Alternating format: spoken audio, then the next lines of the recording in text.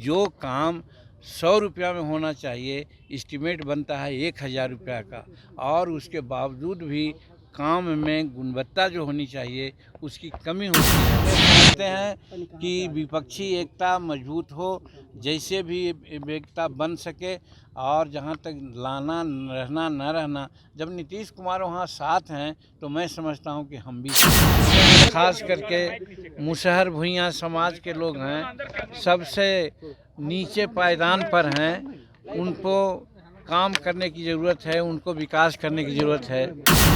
नमस्कार, आप देख रहे हैं बिहार इन शॉर्ट्स। मैं हूं आपके साथ रोहित। आपको बता दें कि हिंदुस्तानी अवाम मोर्चा के संरक्षक और बिहार के पूर्व मुख्यमंत्री जीतन राम मांझी आज पहुंचे थे महामहिम राज्यपाल से मुलाकात करने। और वहीं आपको बता दें कि मुलाकात करके जब बाहर निकल रहे थे जीतन राम मांझी, तो उनसे पूछा गया तो विपक्षी दलों की बैठक को लेकर जीतन राम मांझी ने एक बड़ा बयान दिया। और साथ ही साथ जिस तरीके से ये अटकलें लगाई जा रही थी कि जो जीतन राम मांझी है वो बीजेपी में जा सकते हैं, महागठबंधन का दामन छोड़ के, इन तमाम चीज़ों को लेकर भी जो हिंदुस्तानी अवाम मोर्चा के संरक्षक और बिहार के जो पूर्व मुख्यमंत्री रह चुके हैं जीतन राम मांझी ने तमाम अटकलों पर पूर्ण विराम लगा दिया। और क्या कुछ कर रहे जीतन राम मांझी, पहले आप इस वीडियो में देखिए।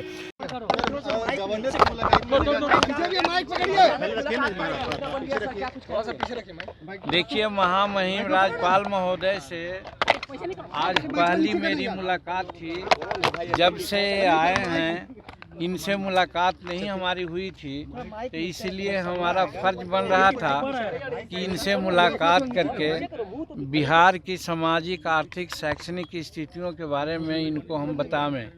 सामाजिक स्थिति में आज बताने का काम यहाँ हम लोगों ने किया है कि बिहार में शेड्यूल कास्ट में 22 जातियाँ हैं। 22 जाति में 4-5 जाति जो हैं जिनको D4 कहा जाता है, कंपैरेटिवली वो आगे हैं, लेकिन बाकी वैसी जातियां हैं यहाँ जिनका साक्षरता दर 15% से कम है, और वो आर्थिक, सामाजिक, राजनीतिक और शैक्षणिक सभी दृष्टिकोण से ये कमज़ोर हैं। उसमें भी खास करके मुसहर भुइयां समाज के लोग हैं, सबसे नीचे पायदान पर हैं, उनको काम करने की ज़रूरत है, उनको विकास करने की ज़रूरत है। फिर शिक्षा पद्धति पर भी बात हुई कि शैक्षणिक स्थिति यहाँ का ये है कि सरकारी विद्यालय में पैसे तो लग रहे हैं और काफ़ी बजट भी है, लेकिन जो शिक्षा का स्टैंडर्ड है सरकारी विद्यालयों में वो उचित नहीं है, इसलिए कि यहाँ प्राइवेट विद्यालय में सब अपने बच्चों को पढ़ाना चाहते हैं। यहाँ तक के कि जो सरकारी विद्यालय के मास्टर हैं वो भी अपने बच्चों को प्राइवेट विद्यालय में पढ़ाते हैं। इसी से जोड़ा जा सकता है कि सरकारी विद्यालय की क्या स्थिति है। ये महामहिम को बताने का हमने कोशिश किया, और महामहिम ने इस पर अपनी सहमति जताई, और हमने कहा कि शिक्षा जगत में बहुत सुधार की आवश्यकता है।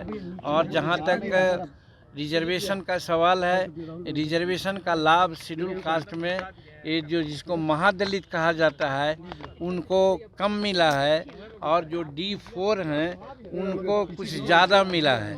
इसलिए शैक्षणिक दृष्टिकोण से जो 15% तक जिनकी साक्षरता दर है उनको पढ़ाने लिखाने के साथ साथ नौकरियों में भी या अन्य विकास के कार्यों में भी तरजीह देना चाहिए। ये बातें इनसे हमने कही है। और फिर एक विद्यालय है अक्षयवट महाविद्यालय महुआ में, उसमें एक शेड्यूल कास्ट के जो हमारे प्रिंसिपल हो सकते हैं या होना है और अभी पदस्थापित हैं, लेकिन कुछ लोग नाजायज़ वो इस कॉलेज सर्विस कमीशन के आदेश और निर्देश के विरुद्ध भी जा कर के उनको हटाने का काम करना चाहते हैं। इस पर भी उनसे हमारी बात हुई। यही बात के चलते आज महामहिम से हम लोग मुलाकात किया। और खराब है, निश्चित रूप में खराब है, इसलिए कि जब कोई मास्टर है सरकारी विद्यालय का, वो अपने विद्यालय में अपने बच्चों को क्यों नहीं पढ़ाता है? इससे क्या साबित होता है? यही हमने कहा। हाँ, मेरी सरकार है, इसीलिए हमने कहा कि पहले ज़माना में ऐसा होता था कि 3 महीना में इंस्पेक्शन होता था, मुलाजा होता था, सब लोग टाइट होकर के बच्चों को पढ़ाते थे, लिखाते थे और ठीक दुरुस्त रखते थे। आज मुलाजा नहीं हुआ है, इस तरह का इंट्रोडक्शन होना चाहिए सर, ये हमने उनको कहा है। और हम आप लोगों के माध्यम से आज मांग भी करते हैं शिक्षा विभाग से या शिक्षा हमारे मुख्यमंत्री जी से कि वो सिस्टम लागू करें, तभी मास्टर लोग ठीक से काम कर सकेंगे। और कम से कम इतना हो कि जो शिक्षक पढ़ाते हैं जिस स्कूल में, और उस स्टैंडर्ड में अगर बच्चा उनका पढ़ता है तो अपने स्कूल में पढ़ावें बच्चों को, प्राइवेट में नहीं पढ़ावें। ऐसी व्यवस्था हो तो शिक्षा व्यवस्था ठीक हो जाएगी। विपक्षी एकता की बैठक होने वाली है, उस मीटिंग में आप रहेंगे क्या? विपक्षी एकता की बैठक होने वाली है 23 तारीख को।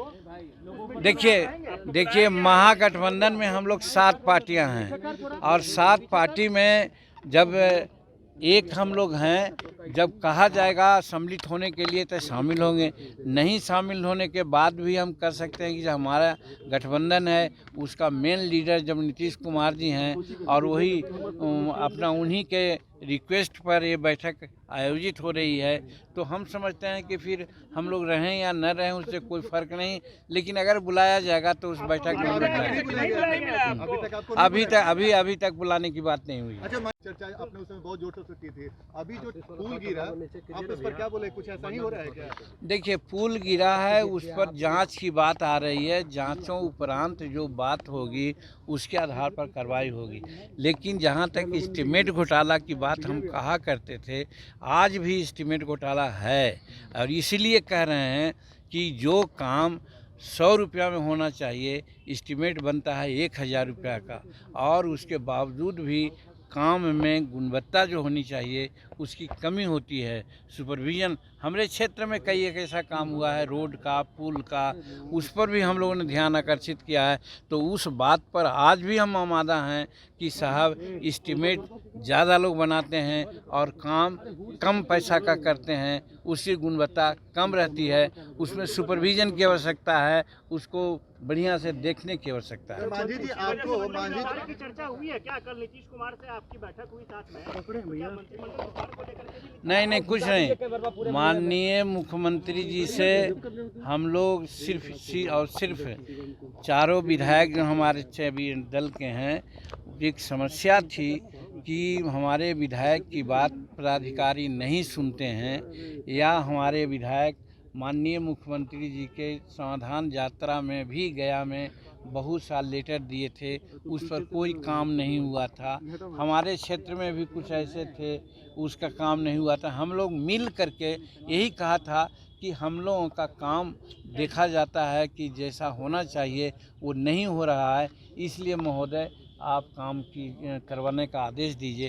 तो यही काम के लिए चारों विधायक हम लोग मिले थे और सब लोग अपना अपना काम का लिस्ट उनको दिया गया है और उन्होंने कहा है कि त्वरित कार्रवाई करेंगे। कोई राजनीतिक बात हम लोग नहीं करते। 23 तारीख को बड़ी बैठक है, आप सहयोगी हैं, तमाम सहयोगियों का नाम कल बोल दिया गया, आपका नाम नहीं बोला गया और आपको अभी तक आपको जानकारी नहीं है, तो इसको क्या समझाया? हम इसको कुछ नहीं समझते हैं। हम ये समझते हैं कि विपक्षी एकता मजबूत हो, जैसे भी एकता बन सके, और जहाँ तक लाना रहना न रहना, जब नीतीश कुमार वहाँ साथ हैं तो मैं समझता हूँ कि हम भी साथ हैं। आपके बारे में कहा जा रहा है कि बीजेपी के संपर्क में आप हैं। अब ये सब आप लोग बोल रहे हैं, और 5 सीट और 4 सीट का कोई मामला नहीं है। हम नीतीश कुमार के साथ हैं, हमको 1 सीट भी नहीं मिलेगा तो भी हम मुख्यमंत्री के साथ हैं।